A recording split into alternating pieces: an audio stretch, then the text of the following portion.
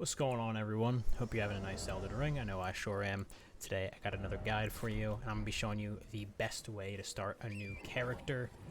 As you know, we're starting right from when we get Torrent, right outside of the Storm Gate. You're going to be heading north through the Storm Gate, and basically what this guide is going to be, we're going to be heading over to Caelid to basically get a free 75,000 runes right at the beginning of the game. You can do this on any class in the game.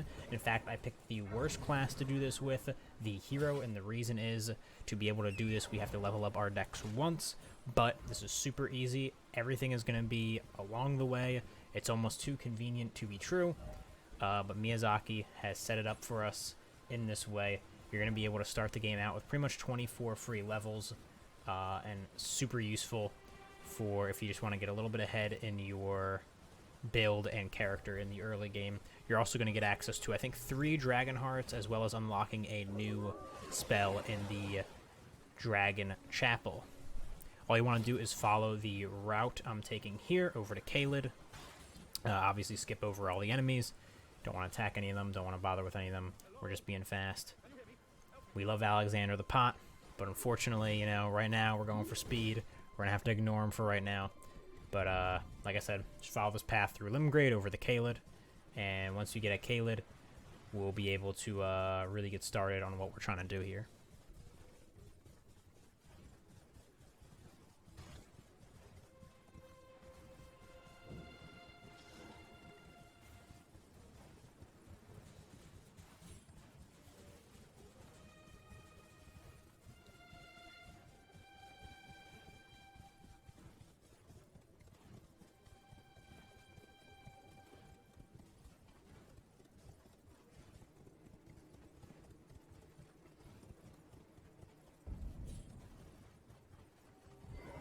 Alright, now that we're in Caelid, our next destination is going to be the Dragon Barrow, which is kind of north from the first Site of Grace in Caelid.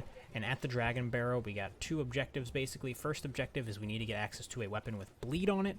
This is the easiest to do for characters that start with a bleed weapon. That includes the Thief class, whatever it's called in this game. It starts with the Great Knife that begins with bleed, or the Samurai, which starts with the Uchigatana, also a weapon that starts with bleed. If you have a bleed weapon, then you don't have to worry about doing this, but we're assuming you're starting right from the beginning of the game.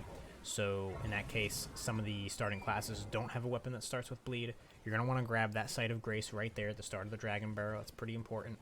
And you're going to want to make your way over here. If you take the routing that I'm taking, outside of maybe taking that big fall right there to take some damage, you're going to be completely safe, and you won't aggro any of the dragons that are over here. And due to the fact this is kind of a higher level area, we're definitely not supposed to be here just yet. The big dragon right there, that's the thing that's going to give us all the runes. We're going to kill him. He is basically a stationary enemy. He pretty much does nothing. You'll see in a bit here. We're going to grab this Site of Grace right here, and we're actually going to go kind of north from that keep going north from that Site of Grace over to this minor Erd tree over here. Take the little that little air tunnel there, whatever those things are called, the Sprint Springs or whatever. And over here, there's going to be a graveyard over by Len's Rise.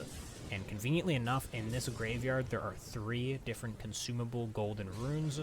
One of them is a golden rune 8, the other is a golden rune 6, and the last one's a golden rune 3. And with all these golden runes, we're not only going to have enough runes to level up, but also to buy the weapon that we're trying to get. That'll be available for everyone. Everyone can use this weapon right from the beginning of the game. Obviously, like I said, the hero, the class that I'm playing as, can't use it right from the beginning of the game because you have 1 less dex than you're supposed to. But we're going to be able to get that level up, to just get that 1 dex, put 1 point into it to get it to 10 dex to be able to use this weapon. So, Isolated Merchant's Shack, follow the path I just took from the initial Dragon Barrow Site of Grace. Pretty easy enough. You're going to come over to this Isolated Merchant Shack, pop all of your golden runes. This is going to give you 5,800 runes to work with.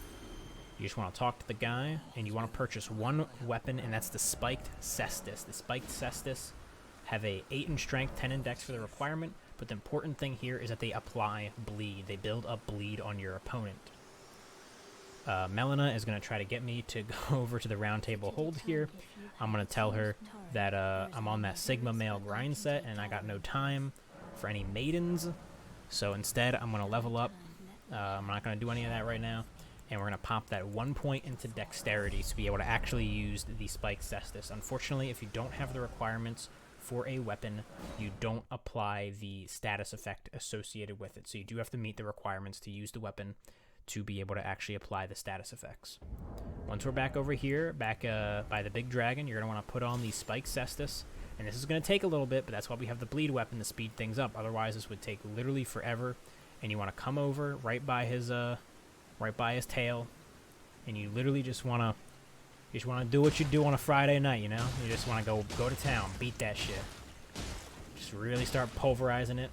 And as you can see, the damage is really shitty. He's got a lot of health, but in a second here, we're going to get a bleed proc, and the bleed proc is based off of percentage max HP. And as you can see right there, that was like 13,000 damage we did to him. So you really only got the proc bleed a couple of times. It doesn't take too long, just like 3 minutes-ish to get it done. So the footage here is going to be pretty sped up, obviously, to make things a little faster, but it's not hard to do. Literally just stay at his tail and just keep whacking him.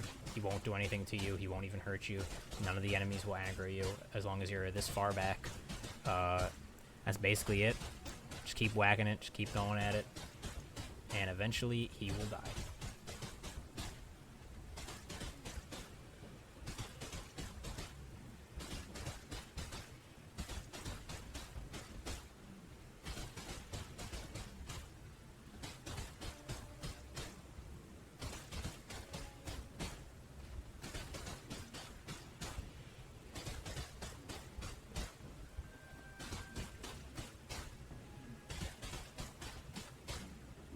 As you can see there, we've killed him with that last bleed proc, and he fades away.